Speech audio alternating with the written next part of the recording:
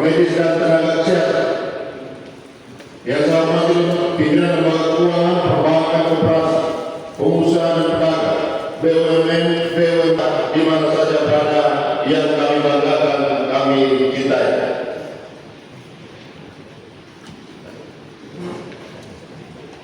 Hari ini, semangat kita semua untuk mengucap syukur dan terima kasih kepada Tuhan atas segala karunia-Nya kepada kita, sehingga kita boleh hadir kembali di tempat belum mengikuti rapat paripurna Dewan Perwakilan Rakyat Daerah Kabupaten Sika dengan agenda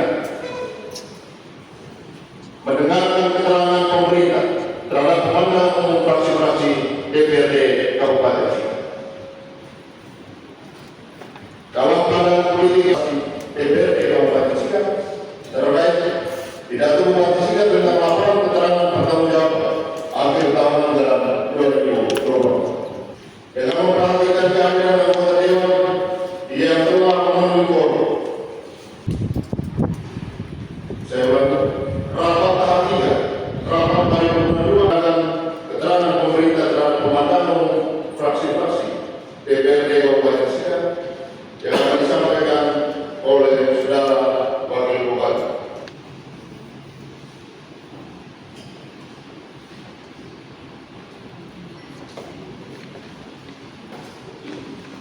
Pemanggilan umum fraksi-fraksi Dewan Perwakilan Rakyat Daerah Kabupaten Sika terhadap laporan keterangan pertanggungjawaban Bupati Sika akhir tahun anggaran 2024. Selamat pagi dan salam sejahtera bagi kita sekalian. Assalamualaikum warahmatullahi wabarakatuh. Salam. Om Swastiastu. Namo Buddhaya. Salam kebajikan. Salam sehat buat kita semua. Yang terhormat Saudara Ketua, Wakil Ketua, dan segenap anggota DPRD Kabupaten Sika. Yang saya hormati Ketua Sika, para staf ahli Bupati, para asisten, para sekretariat daerah, pimpinan perangkat daerah, para kepala bagian lingkup serta Kabupaten Sika, para camat, para lurah, kepala desa, ASN, para guru, para medis, para ketua dan anggota RPM Badan Permusyawaratan Desa. Yang saya hormati para alim ulama dan rohaniwan-rohaniwati, yang saya hormati para pimpinan BUMD, BUMN, para pimpinan perguruan tinggi, yang saya hormati para tokoh masyarakat sesuai kebutuhan. Realisasi belanja tidak terduga sebesar 1.034.783,53 rupiah atau 63,2%. Jawaban ini sekaligus menjawab fraksi Partai Demokrasi Indonesia Perjuangan dan fraksi Nurani Sejahtera. 3. Sorotan fraksi terkait realisasi pembagian jasa COVID-19. Terhadap sorotan fraksi, pemerintah dapat menjelaskan dalam upaya memperbaiki manajemen kualitas pelayanan Rumah Sakit Dr. T.C. Hilles telah diambil berbagai upaya yang merupakan kesepakatan antara pemerintah, DPRD, manajemen dan tenaga kesehatan Rumah Sakit Dr. T.C. Hilles. Salah satunya yang sangat krusial adalah transparansi, objektivitas, dan akuntabilitas dalam penetapan besaran jasa dan insentif tenaga kesehatan. Berbagai tahapan telah dilaksanakan. Berdasarkan timeline yang telah disepakati, insentif COVID periode pertama Oktober 2021 sampai dengan 20 Agustus 2023, Dewan Bupati menggunakan metode INA CBDS, sedangkan jasa COVID periode Maret 2020 sampai dengan 2021 belum bisa dibayar dengan menggunakan metode cost per day karena belum diatur dalam peraturan Bupati. Saat ini pemerintah sedang menyiapkan penyesuaian peraturan Bupati sesuai hasil konsultasi dengan BPK dan akan dilakukan proses pembahasan sesuai ketentuan. Terkait dan distribusi pupuk bersubsidi dan alat pertanian. Terhadap sorotan fraksi, pemerintah dapat menjelaskan bahwa untuk mendapatkan alokasi pupuk bersubsidi, setiap petani harus terdata dalam simultan sistem penyuluhan pertanian dan aplikasi RDKK Rencana Detail Kebutuhan Kelompok untuk mendapatkan bantuan alat dan mesin pertanian. Pemerintah melakukan survei dan verifikasi terhadap kepemilikan lahan sawah dan akses terhadap air permukaan dan air tanah.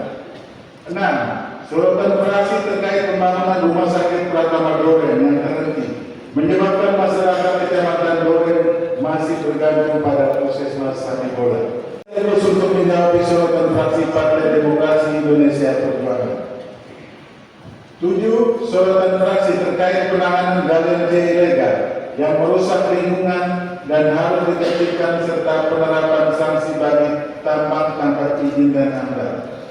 Terhadap sorotan fraksi, pemerintah dapat menjelaskan bahwa telah dilakukan langkah-langkah berupa penutupan usaha dan atau kegiatan penambangan tanpa izin, pemetaan terhadap kerusakan lingkungan akibat usaha dan kegiatan penambangan, serta akan dilakukan rekonstruksi perbaikan lingkungan pasca kerusakan. Pemerintah akan melakukan penerapan sanksi terhadap usaha dan kegiatan setelah berkoordinasi dengan Dinas ESDM Provinsi Nusa Tenggara Timur sesuai dengan regulasi yang berlaku. Fraksi Partai Perindo. 8. Sorotan fraksi terkait strategi dan kebijakan kenaikan retribusi dan tarif parkir pasar Alor, agar pemerintah harus lebih dulu membuat kebijakan untuk mendorong peningkatan daya beli masyarakat sebelum meningkatkan pungutan. Terhadap sorotan fraksi, pemerintah dapat menjelaskan bahwa kebijakan penerapan tarif retribusi parkir di pasar Alor merupakan implementasi dari Peraturan Daerah Nomor 5 Tahun 2023 tentang pajak daerah dan retribusi daerah yang sudah dibahas bersama DPRD dengan sudah mempertimbangkan waktu penerapan pendapatan per kapita dan daya beli masyarakat serta inflasi yang terkendali. Fasilitas air bersih akan diusulkan melalui fisik bidang kesehatan. 17. Pertanyaan fraksi terkait kebijakan pemerintah daerah terhadap pembuangan limbah medis oleh rumah sakit. Terhadap pertanyaan fraksi, pemerintah dapat menjelaskan bahwa Rumah Sakit Dr. Tete Maumenes sudah melakukan bersama dengan pihak ketiga untuk penanganan limbah medis. 18. Pertanyaan fraksi tentang keterlambatan siltap kepada desa dan perangkat desa meskipun APBD sudah ditetapkan.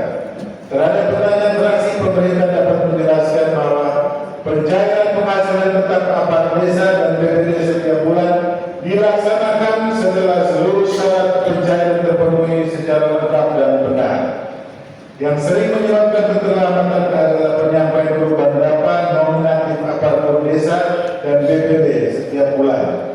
Terhadap keterlambatan siltap bulan Januari dan Februari 2025 dikarenakan keterlambatan penetapan APBDes. Tahun anggaran 2025 dan telah direalisasikan pada 13 Maret 2025. Fraksi Partai Kebangkitan Bangsa yang telah disampaikan dengan cermat. Selanjutnya pemerintah dapat menjelaskan. 1. Pertanyaan fraksi terkait transparansi pelaksanaan program dan kegiatan yang diharapkan harus berkualitas dan taat terhadap asas-asas penyelenggaraan pemerintah yang baik dan bersih KKM, good governance. Terhadap pertanyaan fraksi, pemerintah dapat menjelaskan bahwa pemerintah tetap berkomitmen untuk melaksanakan program dan kegiatan secara transparan sesuai ketentuan perundang-undangan dan meningkatkan pengendalian internal terhadap pelaksanaan program dan kegiatan.